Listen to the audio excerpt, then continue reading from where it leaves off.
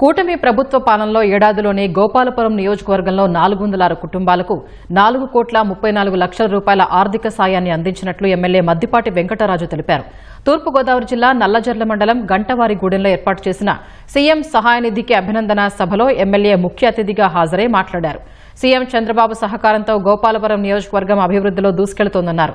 సంక్షోభంలోనూ చంద్రబాబు సుభిక్ష పాలన అందిస్తున్నారని ఎమ్మెల్యే మద్దిపాటి కొనియాడారు.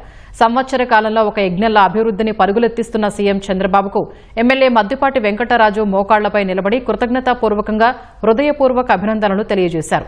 రాబోయే స్థానిక సంస్థల ఎన్నికల్లో ఘన విజయాన్ని సాధించి చంద్రబాబుకు కానుకగా ఇచ్చేందుకు కూటమి కార్యకర్తలు నాయకులు సిద్ధంగా ఉండాలని పిలుపునిచ్చారు.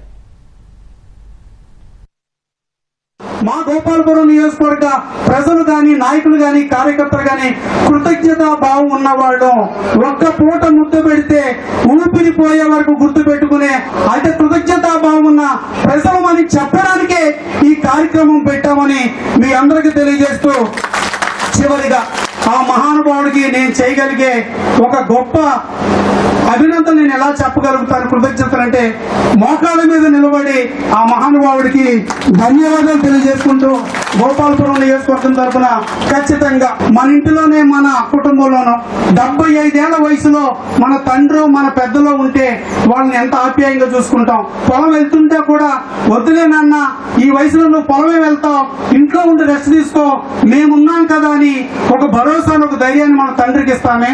మరి 75 ఏళ్ల వయసులో తెల్లవారుజాము నుంచి అర్ధరాత్రి వరకు ఒక నిత్యం శ్రమిస్తున్న ఒక యజ్ఞం చేస్తున్న ఒక మహానుభావుడికి మనం అండగా నిలబడి తీరాలి.